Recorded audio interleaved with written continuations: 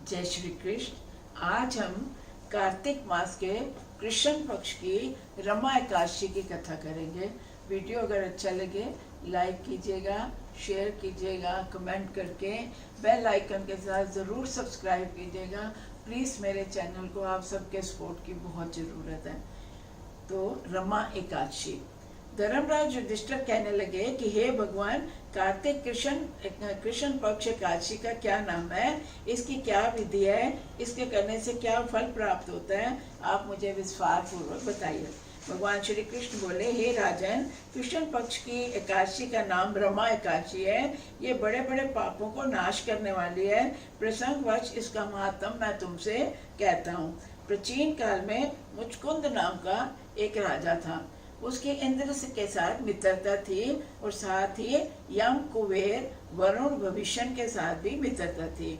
ये राजा बड़ा धर्मात्मा और विष्णु भक्त था। साथ ही न्याय पूर्वक राजा करता था। उस राजा की एक कन्या थी जिसका नाम था चंद्रभागा। उस कन्या का विवाह चंद्रसेन के पुत्र शोभन के साथ हुआ था। एक समय शोभन अपने ससुर के घर आए और उन्हीं दिनों जल्दी से पुण्यदायिनी रमा एकादशी भी आने वाली थी। जब व्रत का दिन समीप आ गया तो चंद्रभागा को अत्यंत सोच उत्पन्न हुआ कि मेरे पति बहुत दुर्बल हैं और मेरे पिता की आज्ञा बड़ी कठोर है। दशमी का राजा ने ढोल बजवाकर सारे राज्य में ये घोषणा करवा दी कि एकादशी को कोई भोजन नहीं करेगा। घोषणा सुनने पर शोभन को अत्यंत चिंता हुई। उसने अपनी पत्नी से कहा, अब मेरा क्या होगा? मैं तो यहाँ ससुर के घर में आया हूँ और ससुर ने तो घोषणा करवा दिया कि कास्ती वाले दिन कोई कुछ नहीं खाएगा, तो मैं क्या करूँ? मैं तो किसी प्रकार भी भूख सहन नहीं कर सकता। ऐसा उपाय बताओ जिससे मेरे प्राण बच सकें।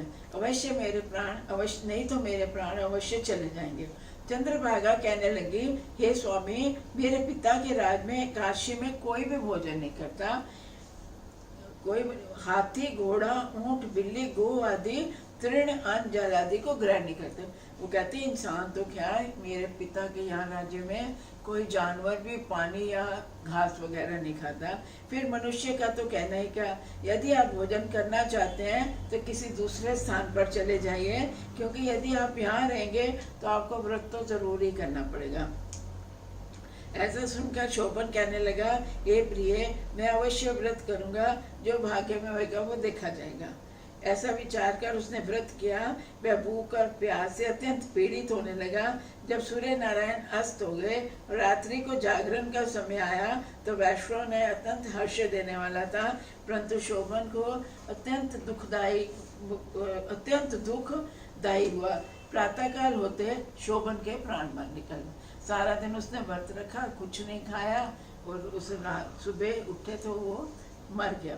तब राजा ने सुगंधित काष्ठ से उसका दाह संस्कार किया, परंतु चंद्रभागा ने अपने पिता की आज्ञा से उसके शरीर को दग्ध नहीं किया और शोभन को अंत्येष्टि करने के पश्चात अपने पिता के घर में ही रहने लगी।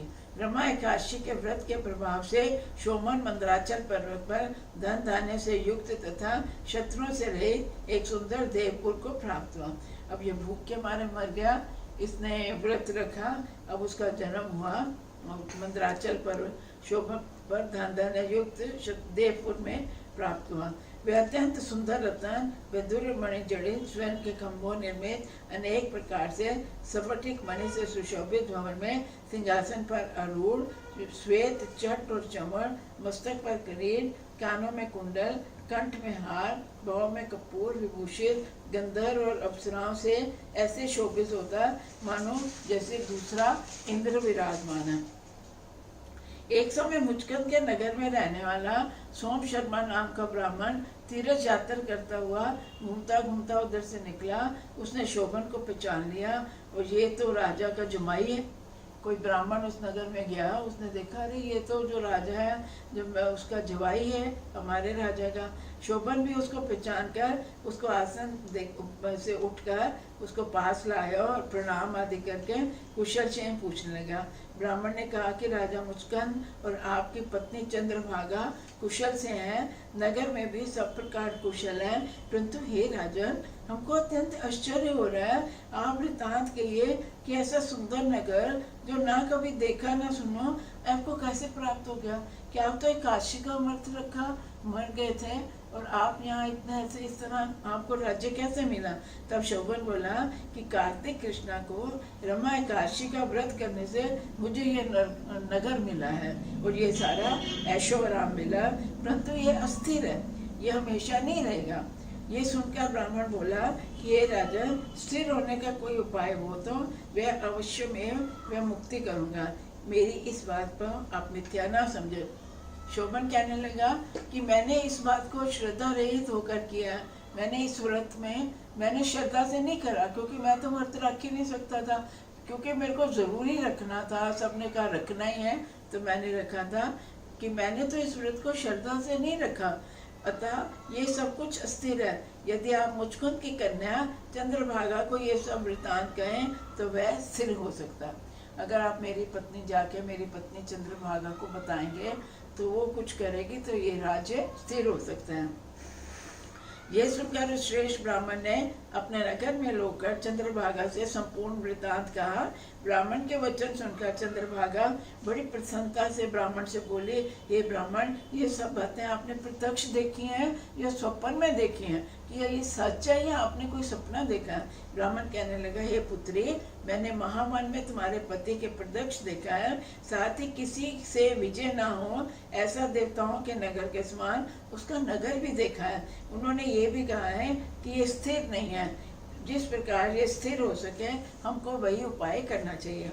चंद्रभागा कहने लगी, हे विप्र, तो मुझको वहाँ ले चलो, पति देव के दर्शन को मेरी बड़ी तीव्र लालसा है, मैं उनके लिए पुण्य से उस नगर को स्थिर बना दूंगी। आप ऐसा कार्य कीजिए जिससे उनका हमारा संयोग हो, क्योंकि वियोगी को मिला देना भी बड़ा महान पुण्य है। सोम शर्मा ब्राह्मण वह बात सुनकर चंद्रभागा को साथ लेकर मंदराल पर्वत के समीप वामदेव ऋषि के आश्रम में गया। वामदेव ऋषि ने उनकी बात सुनकर वेद मंत्रों से उज्जवल तिलक द्वारा चंद्रभागा का अभिषेक किया। तब ऋषि मंत्र के प्रभाव से और एकादशी के व्रत से चंद्रभागा का शरीर दिव्य हो गया और वह अत्यंत प्रसन्नता के साथ अपने पति के निकट गए। अपनी प्रिय पत्नी को आते देखकर शोभन अत्यंत प्रसन्न हुआ और उसको बुलाकर अपनी बाईं तरफ बिठाया। चंद्रभागा कहने लगी, हे प्राणनाथ, आप मेरे पुण्य को सुनिए। अपने पिता के घर में जब मैं 8 वर्ष की थी तब से ही मैं एकादशी का व्रत श्रद्धा पूर्वक करती आ रही हूँ, कि मैं जब 8 साल की थी तब से मैं एकादशी का व्रत करती आ रही हूँ। इस पुण्य के प्रताप से आपका ये नगर स्थिर हो जाएगा तथा स्मृत कर्मों से युक्त होकर प्रलय के अंत तक रहेगा। इसके पश्चात चंद्रभागा दिव्य रूप धारण कर दिव्य आभूषणों व वस्त्रों से सुसज्जित होकर अपने पति के साथ रहने लगी। शोभन भी आनंद से रहने लगा। हे राजन, ये मैंने रमा एकादशी का महात्म कहा है। जो मनुष्य इस व्रत को करते हैं उनके ब्रह्म आदि समस्त पाप नष्ट हो जाते हैं। कृष्ण पक्ष और शुक्ल पक्ष दोनों एकादशियां समान हैं, इनमें कोई भेदभाव नहीं है, दोनों समान फलदायी हैं। जो मनुष्य इस महात्म को पढ़ते हैं, सुनते हैं, सुनाते हैं, उनके समस्त पाप दूर होकर विष्णु लोक को प्राप्त होते हैं। जय श्री कृष्ण, जय श्री कृष्ण, जय श्री कृष्ण।